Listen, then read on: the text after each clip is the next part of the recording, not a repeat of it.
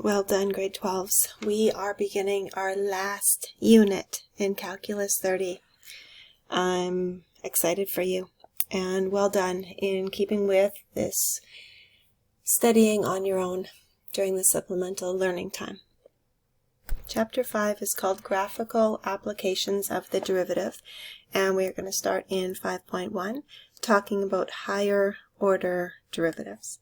So far, we have just taken the derivative. Little did you know as you were doing it that there was the possibility of taking the derivative and then taking the derivative of the derivative and then taking the derivative of the derivative, etc., etc. So we've got the first derivative. This is what you've seen before. We write it as dy over dx. The second derivative then is the derivative of the derivative, or the rate of change of the rate of change with respect to x. We write it like this with two little apostrophes, or we can also write it as the second derivative of y with respect to x. The derivative of the derivative, second derivative. Now you'll understand more of the memes that you see about derivatives. You can read the top here of page 218. The same rules apply to the second derivative and continuing derivatives. The product rule, which you'll remember as this, the quotient rule, which you'll remember here, the chain rule, which you'll remember there. We also talk about the triple product rule, which you may have seen. I don't think I asked you to do any questions with it, but there were questions in the assignments, and maybe some of you chose to do them. Triple product rule is just when two things are being multiplied together. Triple product rule would be when three things are being multiplied together. The same idea. We take derivative of one and multiply it by the other two, and add that to here the derivative of the second, multiply it with the other two, plus the derivative of the third multiplied by the other two. Okay, so the same general idea. Let's do a few examples. You'll see some questions when we take a derivative of the derivative of the derivative. It gets to a very simple answer, in fact gets all the way down to 0.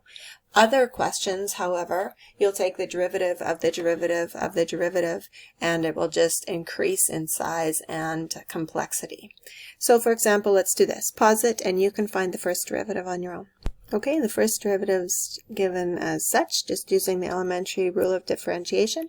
Second derivative then means we take a derivative of the first derivative. So we're going to have 30x to the 5 minus 1 plus 60x to the power of 3 minus 1 is 2 minus 6. And the derivative of a constant will be 0.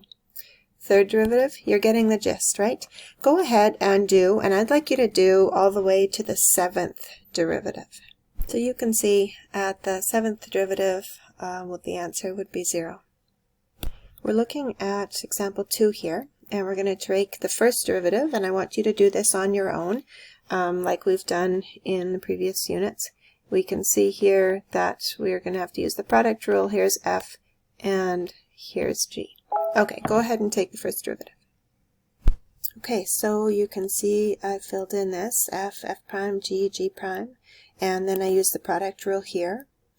Now my next step would be to take out a greatest common factor between the first term and the second term. Okay, so my greatest common factor, I can see a 4, 1x, and 3, 2x minus 1s. In the brackets then, out of the first term, I'll be left with just a 2x minus 1.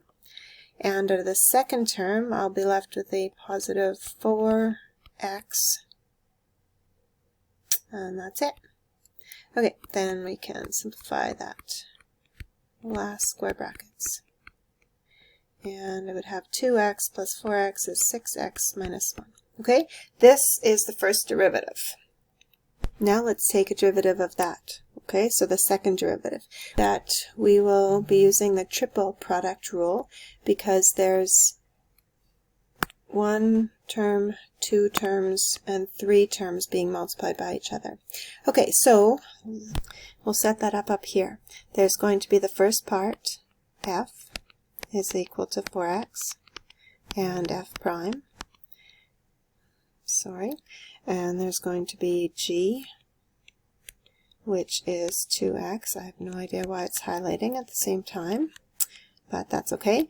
And g prime, followed by our last term is h, 6x minus 1, h prime. I'll see if I can fix that random yellow highlighter. You fill in the derivatives of f, g, and h.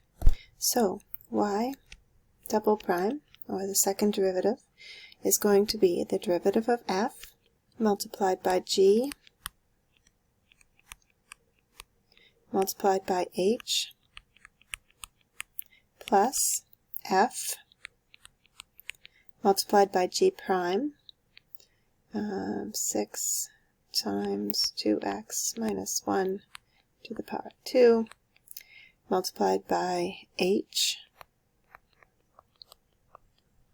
plus f multiplied by g times the derivative of h. Okay, so we can pause it here, and you can simplify, multiply things through where you can, gather a greatest common factor, and then we'll get back together. I haven't done the greatest factor yet, so let's do that together. So I can see that as far as coefficients, we can take out a 4. No x's, this term doesn't have an x. We've got a maximum of 2x minus 1, two of them right here.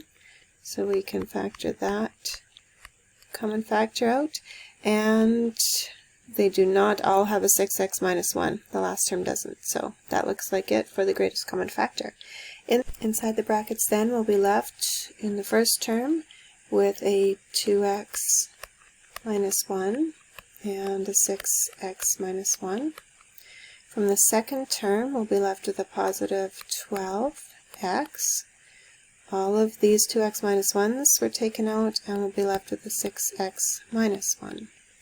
From the third term, we'll be left with also a positive 12x and 2x minus 1. Okay, so now you can see there's some foiling to do inside the square brackets. Here we can distribute this, and then we're going to gather like terms within these square brackets. Pause and do that work, please. Okay, first thing I noticed that these were errors. This should be a 6x, not a 12x. Okay, then I multiplied everything through, gathered my like terms, and here I am left with the second derivative. The derivative of the derivative. Excellent. Okay, so B and C following are exactly like these steps. Okay, you can look at B is also the product rule from the original function. You're going to find the derivative then using the product rule, and then you'll use the triple product rule to find the second derivative. You'll notice C uses the quotient rule originally.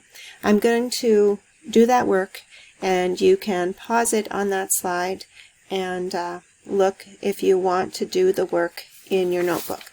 Otherwise, you can flip over to example number 3. Here's B. You can pause it and work through it. And C, I've decided not to do. It's a crazy amount of work, as you will have noticed. We will continue to find second derivatives throughout this whole unit, but nothing as tricky or involving this much writing / work as these questions. Okay, let's do one more example together. This is using implicit differentiation to find the second derivative. So remember, when the equation is not solved for y, we use implicit as opposed to explicit differentiation. So let's do that, finding the derivative of y with respect to x. So here, the first derivative, we've got 2x to the power of 1, subtract 2y to the power of 1, times the derivative of whatever y is, we don't know, equals the derivative of 4, which will be 0. And then we do the work to isolate dy dx in order to find that first derivative. So we subtract 2x from both sides.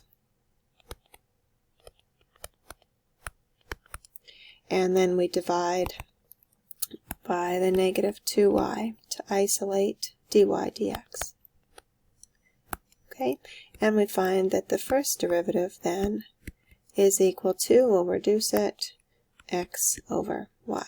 Okay, in a box, and that is the first derivative. We can see that as it's written here. Okay, now let's look at the second derivative. We're going to take the derivative of this. We're going to use the quotient rule here. So let's determine f in this case will be x, f prime, well, the derivative of x is 1. G in this case is y, and g prime, the derivative of y, is 1 multiplied by the derivative of whatever y is, dy with respect to dx. Okay, and we write that now. We say that second derivative of y with respect to x is equal to, using the quotient rule, remember, the derivative of f, which is 1, multiplied by g, which is y, subtract f, multiplied by g prime, all divided by g, which is y squared. Okay, now we are going to do the work to solve this. And what we're going to do here is to take, here's my crayon. Here we're going to substitute in what we know dy dx is equal to, specifically here, you see? Okay, so let's get back the pen. We've got this is equal to y subtract x multiplied by x over y. Okay, so here we have used substitution. And this is all over y squared. In the numerator, let's write it over the common denominator of y. So I'm going to have y squared. I want the denominator to be y, so I need to multiply top and bottom here by y. Y squared minus x squared all over y.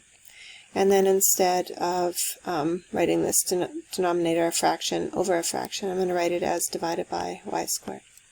Then we know that when we're dividing fractions, we can reciprocate and multiply. So we've got y squared minus x squared over y multiplied by the reciprocal of y squared. So then, what we've got here, sorry, I need to move this down, is y squared minus x squared all over y cubed. Good. We've got one more thing we can substitute. If we go back to the very start of this question, we know that y squared minus x squared is equal to 4. See that? So we're going to use that. No. And move the page down. No. We're going to use that to substitute that in. So we know that y squared minus x squared is equal to 4. So here's our final answer of the second derivative.